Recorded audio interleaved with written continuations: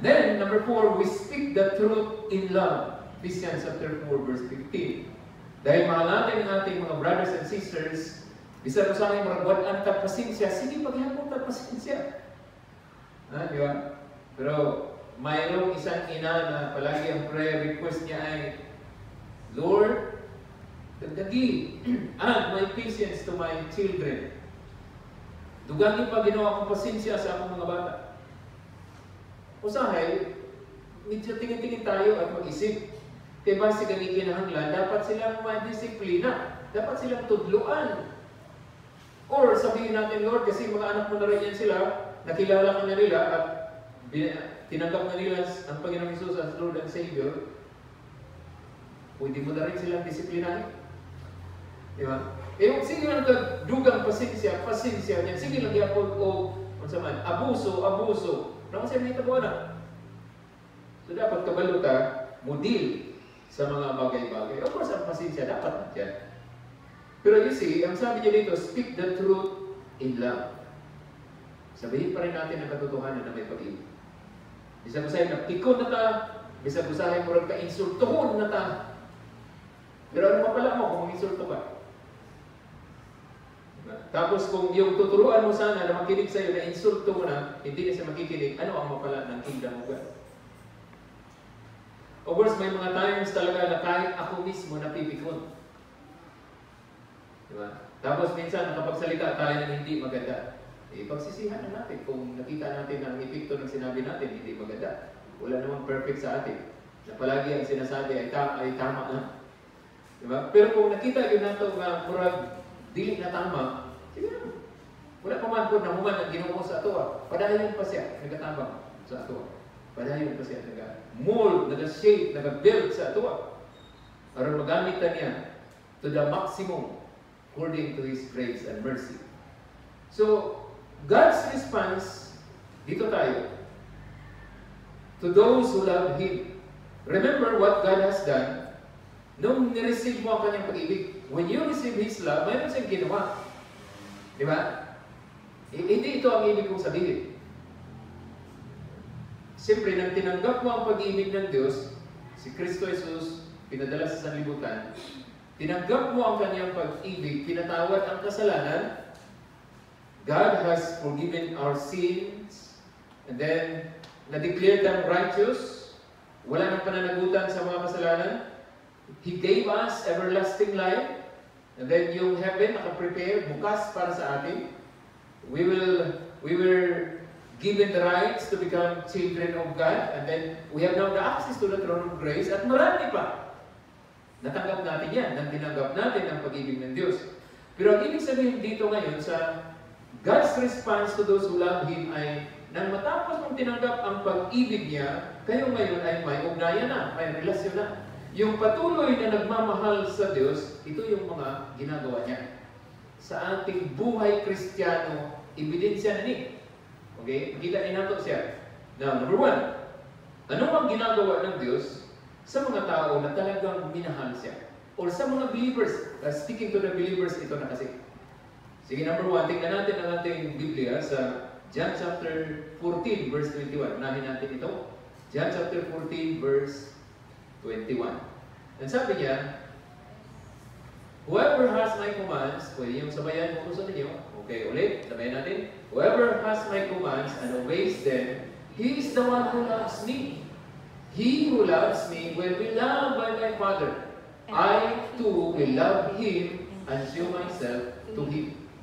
So makita ninyo, ano ang response dito ng Panginoon? Ano ang response dito ng ating Heavenly Father? Nang inibig natin siya. Pero makikita muna ang patunay na minahal mo siya, you will obey His commands. Na kung totoo, tinignan ng Diyos sa puso mo, totoo ang pag-ibig mo sa Kanya, ang gagawin niya ngayon ay, sabi niya, kasi siya ngayon may sabi, yung nag-obey, sila yung totoong umiibig sa akin, sabi ng Panginoong Jesus. And then sabi niya, he who loves me will be loved by my Father. So you see, that's response, action, na ginawa. Sa mga umiibig sa ating Panginoong Jesus, iibigin din sila ng Ama. Diba? So, kung sa may tabo kung higugmaon ka sa Amahan, Di ba? So marami siyang gagawin pa. Pag-usapan na rin natin yan. And then, ano ba ang gagawin din ng Panginoon Jesus? Kasi minahal mo siya. Sabi niya, I too will love Him. Answer myself to Him. Iibigin ka rin ng Panginoon Jesus. Dahil minahal mo siya. Tapos, mas lalo mo siyang makilala because what? He will reveal Himself more to you. Siguro kanian to, gamay lang yung knowledge about the Lord Jesus Christ, about God. Pero dahil minahal mo siya, interesado ka sa salita niya. Kanina, di ba? Sabi natin, mahal na to ang Diyos, mahal na to, giguman na to ang iyang pulong.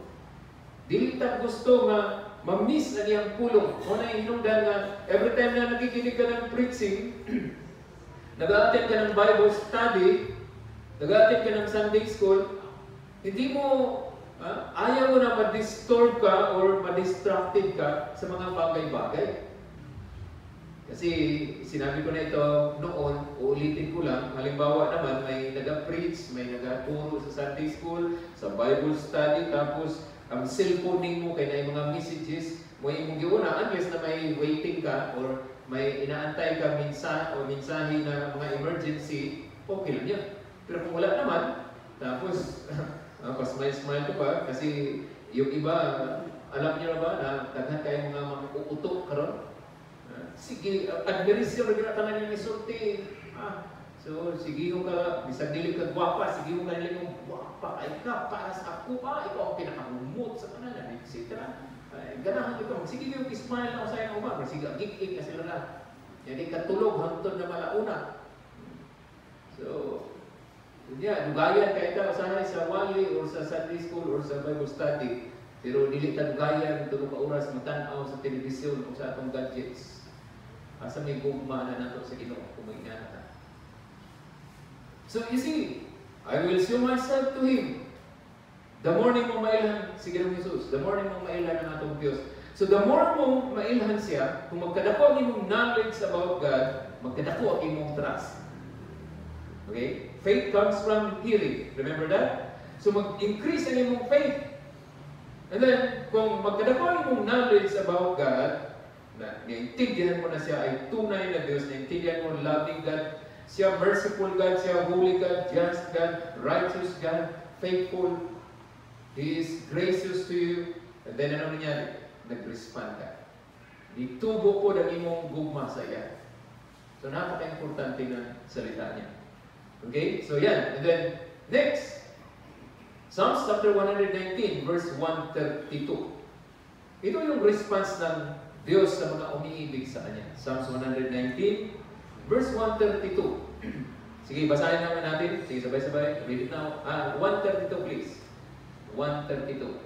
Turn to me and have mercy on me as you always do to those who love your name. So, ibig sabihin, God will turn Himself to you and will have mercy on you kasi yan ang nakaugalian niya ng ginagawa sa mga umiibig sa Kanya o sa Kanyang pangalan. Di ba? So, ibig sabihin, my brothers and sisters in the Lord, kung gusto mo ma-experience ang mercy of God, you should commit yourself to love God. Okay. Kasi sabi niya, have mercy on me. Ano daw? As you always do to those who love you. So sa lahat ng umiibig sa Diyos, ang mercy niya ay available. Kaya sabi ng Biblia, His mercies are new every morning. May mga failures tayo minsan from day to day, hindi natin nagawa yung dapat or nagkaroon tayo ng mga kasalanan, pero ang mercy sa Ginoo available sa mga nahigugma. Listen carefully. Nakita kasi ni Lord ang puso ninyo, ang puso ko. Nagkakamali? Yes, nagkakamali. Pero nagmamahal sa Kanya eh. So iba yung nagkakamali na walang pag-ibig sa Diyos. Iba yung nagkakamali na mahal niya ang Diyos. Ibig sabihin, pag mahal mo ang Diyos, hindi ka nagpapatuloy sa kasalanan. Kasi mahal mo siya. Hindi mo sinadya, nagkamali ka. May mga debate sa ngayon, hindi nagkaisa. Hanggang ngayon, hindi pa sila nagkaisa. Ang ubad, may mo sila, pag Christian ka, dili na ka makasala. So, nahuman ang debate. Hindi, ang gingon sa Biblia, pag Christian ka, dili na ka magpakasala. Magkaiba, di ba? Dili na makasala, yung isa, dili na magpakasala. So, asa ang tinudan ng duha? Ang tinudan ay katong dili na magpakasala. Kasi, kung sa 1 John chapter 2, verse 1 and 2, ingon siya, mga anak, isulatan ko kamo niini, aron dili na kamo magpakasala. Pero kung dunay makasala, kita may manlalaban sa Jesucristo ng mga tubang sa amahan. Sige? So, muna ang encouragement sa Bible sa tuwa. Gusto ta? Kung saan ng mercy, para lang mas maintindihan natin at mas ma-encourage tayo ng salita ng Diyos. Mercy means what? Yung mercy ay karapat-dapat ka sa punishment dahil nagkaroon ng kasalanan, pero dahil naawa ang Diyos sa iyo, na-withhold niya. Of course, si Lord ang magdesisyon din napita, ha? Dili na ito siya butan. Kaya usahin, may nakita ka na mga tao kay gani ilang himo, pero murag wala man ang justisya na pataw sa ila, igrasyahan man sila sa Ginoo, na wala tayong nahimo niya. Si Lord ang mag-decide, diyan napitan. Pero lagi po kayo, no? Kung kita yung Lord, justisya. Uya po may sa Lord, tayo pa ako, nang sa ating kaloyan. Ay, di na Lord, justisya niyo. Di ba? Kung kita yung makasala, niya makadumog ka sa nag-pray, Lord, justisya. Niya may ka, Lord, maluoy ka, Lord. Maluoy ka. So, bahala siya kasi alam niya ang puso mo. Kung dadaanin ka niya sa mercy, tapos maging maayos ang resulta, pwede niya gawin. Pero kung ang justice ipataw niya sa iyo para lang ma-change ka o ma-transform ka, gagawin niya pa rin yun. Okay? Sige. So, ito pa, Ephesians chapter 6, verse 24. Verse 24 yan. Ito may gamay kulang. Ephesians chapter 6:24. Ano bang sinabi niya? Grace to all who love our Lord Jesus Christ. With what? With an undying love. So, siyempre, alam na natin. Naka-remember mo sa mga persecution sa history? Katong ipang patay, kamang sa pagtuo. Ano bang nangyari? Ibagitin lang sa dali. Iba't ibang different kinds of persecutions na nag-lead sa kamatayon, lead to death of the people. May mga na-persecuted na, ginawa sa kanila? Grabe ang ibato sila. Then, may na-persecuted nga, gilansang sa cross. Pero si Peter, gilansang tuwad. Medyo baligtad siya nang ipinako siya sa cross. Na-persecuted na, gigaba sila. Ituma ang lawas. Na-persecuted nga iputlag liog. Na-persecuted na inagaw ang mga properties nila. Taken from them, yung houses, yung lands and properties.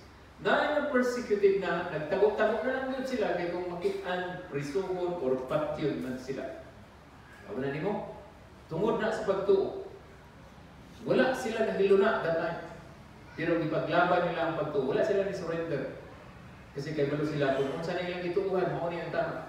Mabot ang time na kuhaon sila sa Ginoo sa kalibutan, magikuban sa iya dito sa kinabuhi, walay katapusan, o wala na kasakitan. Na-persecuted nga ipakaon sa leon. When in fact, sa atong history, hindi naman nakasulat yan sa Biblia, ayon sa mga nagsasabi, si John the Beloved, ay siya yung pinakamatagal na apostol na namatay. Ang unang ginawa sa kanya ay gilunod siya sa katong oil. Pero nakita daw sa king na wala siya naunsa, wala siya namatay, so bigla siya pinaalis doon. Kaya kung makitaan sa mga tao, wala siya naunsa, di mutuo sa iya. So gi-exile siya sa pulog sa Patmos. Exile, nag-iisa doon. So dito po, gi-reveal ni Lord ang Book of Revelation sa iya. So, makita niyo din na ang Ginoo yun, sobra. Ang iyang usahay, maglibog ka, may ng uban nga, kung imo, giproteksyonan na sa Ginoo, namatay man lagi na.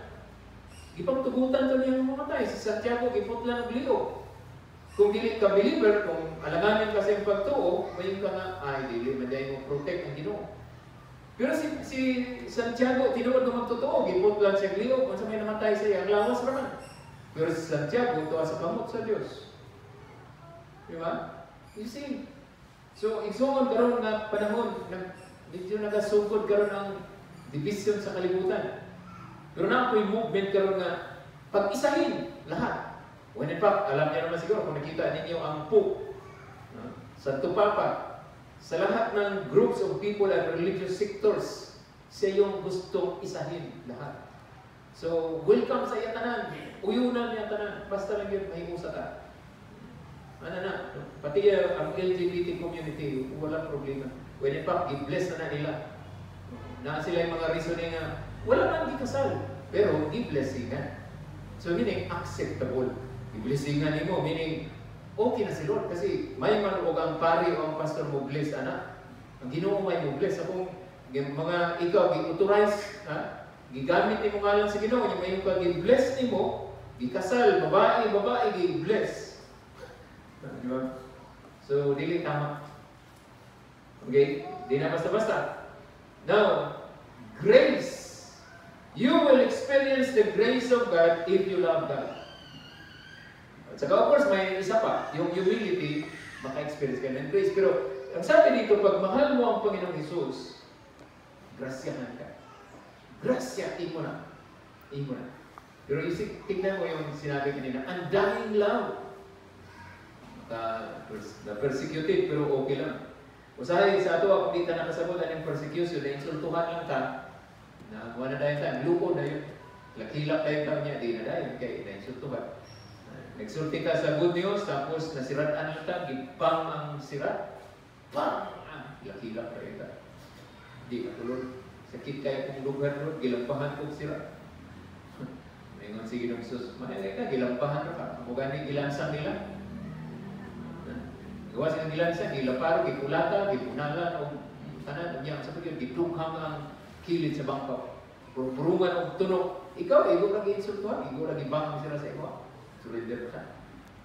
Wala nga na yung tag-i-give up ni Ginong Isus, ipakamatyan ka niya, niya karoon na insultuhan lang ta, i-give up na nato siya. Okay. Grace of God. Kasabot ta ang grace, unmerited favors.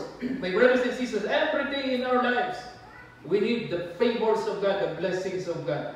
Minsan iniisip natin na kailangan tayo, of course, tama naman yan. Mag-work, mag-labor, tama naman yan. Pero huwag kang mag-isip na ang katumbasan lang ni Lord ang imong labor. Paano kikilos ang grace kung tumbas-tumbas lang? Ginatawagan ta sa Ginoo, sobra pa sa atong mga labors. Grasya ang tawagan. Kaya dili ka matintal. Kung ikaw lang ipasagdan ka sa Ginoo, natintal ka na dugay na. Kung ikaw lang ipasagdan ka sa Ginoo, na-aksidente ka na dugay na. Nagwala ka na siguro kay napuno ka na dugay na. Because of the grace of God, nandiyan pa rin. Napaghihapon ka sa imong komposyon, okay ka pa rin. Naging maayos pa rin ang pamilya because of the grace of God. Because you love the Lord Jesus Christ. Kung saan na lang ka, kung huwag grasya. Then, Psalms chapter 145 verse 20. Psalms 145 verse 20. We need the grace of God every day. Then sabi niya dito, sabay-sabay na basahin please. The Lord watches over all who love Him, but all the wicked He will destroy. Sometimes medyo hindi natin to maintindihan. Klaro na to ang Christians dili wicked, but sometimes we have done what is wicked in the eyes of God. So, ang judgment sa Ginoo sa Christian na nakahimo o wicked thing o sa mga wicked person, magkaiba yan. Huwag nating parihason. Kaya malahi o niya ang atong pagsabot. Okay? So, saan mo atong pasabotan eh? Gibantayan ka sa Ginoo. What is over, meaning nakatingin siya sa iyo, nakamonitor siya sa imo. Under ka sa iyang protection, safety ka in the eyes of God. Nakikita ka niya. Alam niya kung may parating na mga distractions, may mga enemies. Kay balo siya kung halimbawa doon ay mga viruses nga pwedeng makamatay nga paingunas imuwak. Kabalo siya. Kasi sa Bible ay term na gigamit ng Biblia like, you are the apple of His eye. Apple? Sa mata? So, sa may buot ko sa bulana. Protected na kasi apple of His eyes. Kung naaiwan, ilag yun na para din na ikaw, di ba? Under protection yun na. So kung gihigugman mo ang Ginoo, clear man na kayo, what's His overall? Sino? Walang Him. So kailangan na natin paulit-ulit na tanongin ng ating mga sarili, mahal ba talaga natin ang Diyos? Kaya base kung kining atong presence karon dili na nito sa gugma. Siya base kung itaon ko ni kuan dito sa simbahan nga di ko musimba na ko. Dili. Ginoo ang nangita sa ato. Gusto siya nga naa ka dili kay one hilang katungod sa somebody else. Si Lord talaga pinaka-reason. Kanina yung inawit ng mga women. Diba? Siya. Yan yung Jesus, I believe in you. Muna hinungdan mga kaigsuunan nga kadtong mga nahigugman sa Ginoo, dili sila kanunay mahadlok ba? Nga murag ang fear mo ay ginagukod sa kahadlok niya dili mahimutang tungod sa kahadlok. Makadumog-dumog mga balita, hadlok. Kung saman, naan si Lord. Under control. He is a sovereign Lord, meaning under control niya kung sa may dangatan sa kalibutan, kung dili siya musugot, dili pa na mahitabo. Kung itugot na niya, mahitabo na, pero safety ka, nakaka sa kamot sa Ginoo. Okay? Sige po. And then, ito pa. Next. Romans chapter 8, verse 28. Palagi natin itong ginagamit. So, tingnan natin ngayon. Ito sabi niya. And we know, meaning alam natin. Ha? We know that in all things, God works for the good of those who love Him. So, ibig sabihin, kahit anong mangyayari o inalaw man nila ang mga circumstansya o mga sitwasyon sa iyong kinabuhi, He can still work para sa ikaayos ng buhay mo for His glory. Daghan kayo ng mga nahitabo. Like, bigyan ko kayo ng mga sample. Narinig ko ito, matagal na. Maaaring narinig niyo na many times na rin. May isang tao na may anak siyang nagbibinata. And then, may isang kabayo sila. Tapos siyempre yung anak niya gusto matutong paano magsakay ng kabayo. Sinakyan niya. And then, the horse was running. And then, hindi man intentionally na ihulog siguro siya ng horse nila. Pero nahulog siya. And then, napilay siya. So, ang mga kapitbahay nila, ang mga neighbors nila, murag kuha na siya, bully. Pero siyempre, maayos na pagsalita. Puno, para lang di kayo halatado. Pero nabully na. Niingon na siya nga, uy, kaluoy po, di mo pre mo, imong anak, napilay. Pero murag ulan lang ingnan baga. Ingana pa ito ba, pero pagtalikod, pero mungisi ba? Ano yung masilingan sa inyo ingana ba? Ganahan sila kung na yung mga masamang nangyari sa atin. Pero hindi naman lahat ng mga kapitbahay ganyan, di ba? Sana hindi ka ganyan. Kung dautan ang itabo sa iyong neighbor, basi mong isip ko ka, sadya, balus ko. Nakadumog siguro. Kung magingana ka, dapat dili ka malipay sa ikadaot sa uban. Dili maayo ang kinaiya. Kay sahi pa po kung kita po'y na butangan sa kadaot, niya, magsige ka katawaan sa uban, saya itong patiyon po. Di ba? Tapos, nagkaroon ng recruitment para sa kasi may war na coming. Tapos, dili pa pilon tanan ng mga nagbibinata or binata na. So, siya nga po, in short, hindi nakuha ang anak niya kasi napilay. So, nakuha ang mga young persons doon sa place nila, and then na-training sila, nahimo sila mga fighters or military. Sa lakton ng mga istorya, halos napurot o kamatay sa gira ang mga young persons kagikan sa ilang lugar. Hilak na ba ginikanan? Yan, inuwan ko siya dito, maayo pa ka-pray kayo ni mong anak, one appeal, one matang. Pero primero, ibuli siya.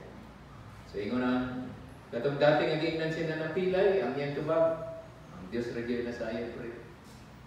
Karon, pagbalik na po sa iyo, maayo pa ka-pray kayo mong anak, one appeal. Ingon, tubag ko niya, ang Diyos regyo na sa iyo. So, all things work together for good, di ba? Kaya kung wala na pila, yan niya anak, nadala, patay. So, daming mga sinasabi. Mayroon din mga anak na gibawalan sila nga mag-nubyo or mag-nubya dahil high school pa. So, ginawa nila, minsan, sinunod, minsan, wala isunod. Na yung mga anak na nakarealize later on, lalo na nakita nilang experience ng ilang kapwa, mga young persons or young people, so nakainom sila, all things work together for good. Dati, ang inis ko talaga kay mami, kay daddy. Senior high na ako, hindi pa pwedeng magnubyo at magnubya. Ano ba? Tapos napay pakapinusahay. Pag college ka na, about to graduate na, pwede ka na magnubyo at magnubya. Pero kung pwede lang naman, yung ayon naman sa description ni Lord, yung mananampalataya, kasi kung dili mananampalataya, may mo ugaman si Satanas. Tama ka, kung gusto gini mo may ugaman si Satanas, pwede sa imo. Eh, ang ingon sa Biblia, mga dili magtotoo, anak sa yawa, ay di, pamahan nila si Satanas, di, maugaman niyo. Okay. So, muna, na-realize nila, kining Romans chapter 8:28, sa tamat yun ko kang daddy, kang mami, kang mama, kang papa, kang tatay, kang nanay, kay gintitan ko nila itong senior high pa ko. Huwag ko'y buot ng gulo ko sa una. Receive kayo ko ba? Kaya tanaw-tanaw na kumuban ng magkuyog-kuyog, nakahunding hands na, kaya akbay-akbay pa. Murag ngayon ko, murag lumoy, magkain ko, may nag-advise sa ako. Ano naman? Sumungitan po sila sa bandi, yung mga advice sa ilang. Kaya feeling sila na murag dili inferior, murag superior ang dating sa feeling nila kasi may naka-advise sa kanila. At iba rin, medyo malungkot, kaya naghahanap sila upang pawi ang kalungkutan. Pero ang nakita nila ay yung malungkot din pala. So, malungkot plus malungkot. Ano ang nangyari? Lungkot na lungkot ang resulta. So, may hinamdan na ang Ginoo kabalog siya. Pero alam niyo ba na maraming nag-testify na kahit mali o masama sa kanilang tingin ang nangyari, dahil patuloy nilang inibig ang Diyos, ginawa ng Diyos ang mga bagay-bagay na parang hindi ka panipaniwala na nagresulta din ako sila kayo. Ito ay sinabi ko na noon, pero ulitin ko lang para mas lalo maging clear.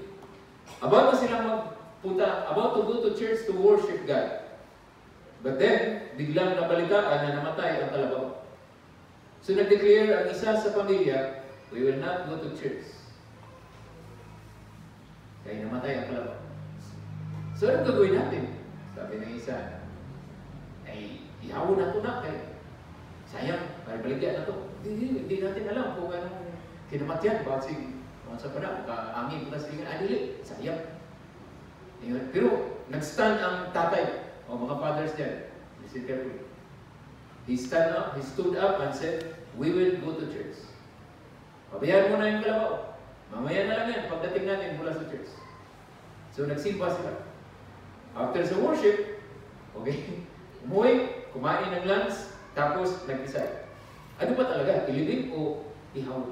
Ingon sa tatay ng punodro, ilibig. Makaangita. Kung ato nang ihaw, kung nasakit na, ato ipakatag-katag ng sakit. Ilubong na nato. So, nag-start na silang magkugkog, nag-dig na sila. Okay? Tapos, bigla na lang nakakita ng box. Trisyo.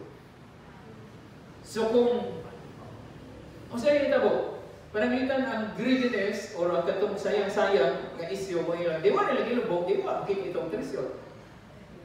Di ba? Kung wala sila nagsimba, nga ilang iihaw kay gustong dili maalkansi yun, wala nakasimba, wala pa yung gagawang trisyo. Pero kay nagsimba man, tagaan ni Lord o gabay, may direksyon. Di ba? Ang direksyon, ilubong, dili ihaw. Nakita ang trisyo. All things. Ngayon, kung sabihin natin, sayang ang kalabaw, pero ano ang mas mahalaga? Tresyo o yung kalabaw? So namatay ang kalabaw, pero pinalitan ng tresyo. Diba? Tingnan ang ginawa, all things will work together for good to them that love the Lord. Ito pa isa, tapusin na natin.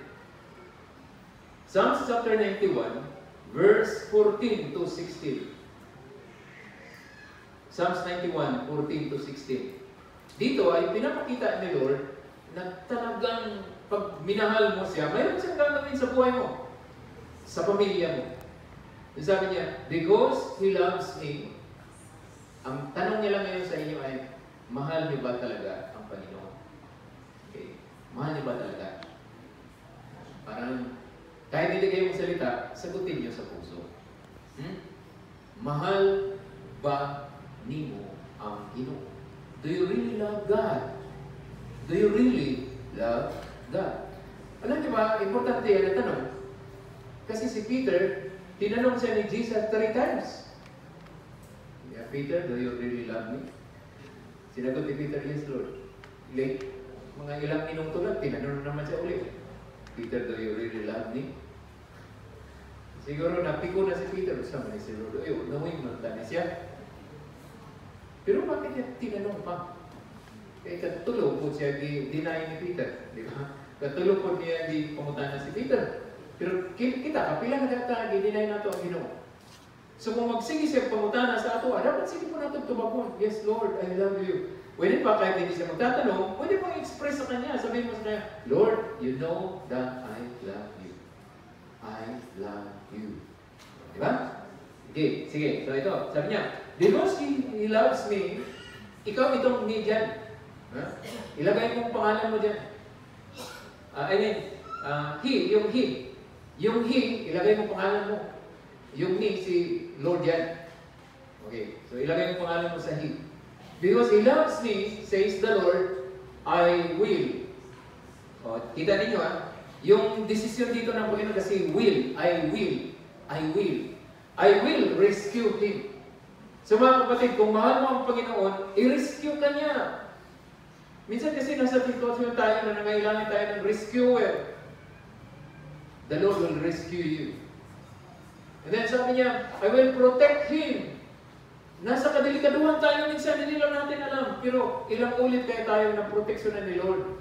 At saka may panahon din na naklaro din nato nga giproteksyonan ta niya, praise the Lord for that, pasalamatan mo siya.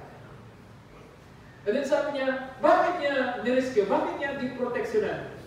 Say gisumpay, for He acknowledges my name. Kasi when you love the Lord, when you will continue to acknowledge Him in your life. Hindi yung kagagaling mo lang sa simbahan, nakalimutan mo na ang Panginoon. You will continue to acknowledge that He is with you and the Holy Spirit is living inside you. Wherever you go, whatever you do, He is with you. Acknowledge mo siya. And then sabi niya dito, He will call upon me, okay, call upon me, meaning prayer, and I will answer Him. So keep on calling the Lord, and He will keep on answering you, because you love Him. Kung saan ka magtubag sa Ginoo, dili po kumutawag sa iya. Diba? So, sabi niya dito, He will call upon me, and I will answer Him, and I will be with Him in trouble. Na-in-trouble tayo, tapos hindi tayo tumawag kay Lord. Sino tinawagan natin? Tinawagan natin minsan yung naisip nating tao na palaging tumutulong sa atin. Sabi ni Lord, tingnan na natin. Ngayon, hindi siya tutulong sa iyo para makita mo. Yung mga ginagawa niya minsan ay ginagabayan ka lang niya, aron na mo siya mailhan. Kung ang tao kasi gini mong duulan, siguro siya tabang nimo, kasi makalimot ka ng tinungod ang ultimate na helper nimo is the Lord, not that person. So may mga times usahay nga ang tao ngay mong iasahan na mo tabang, wala siya tabang. Nya may na dahil kadugayan sa sige mo at pikas, wag yan mong tabang, wag yan mo nagtabang. Tumar ka ng tambal, wag yan mo na ayaw. Tumar ka ng tambal, wag yan mo na ayaw. And then yung na ka, Lord, ikaw na lang yun, sa imo na lang yun kumudulo. Wala yun itabang sa ako. Basig na napakayalintan. Pero na kayo parinti ba? Murag dato to siya, ito argo to basig. Matabang to sa iyo. Yan. Yan, surrender na kayo. Ngayon lang, ikaw may malibad siya. Dili lagi tumutabang, Lord. Sa imo na lang yun po. Ya, Lord, wag yung ko na ayaw ba? Nagtumar na ko, nagtumar. Wag yung ko na ayaw, Lord. Yung nang ginawa. Eh, bakit ito doktor? Kaya kasi nga ito si tambal nga wani mo na ilhan. Listahan ako ka, anak. Sabi, wala na dito. Dagdagan na kayo magitambal dito mga wag yun. Sa imo lang yung kulor. Yan. Start tayo ka. Sa iluwag yung kulor ha.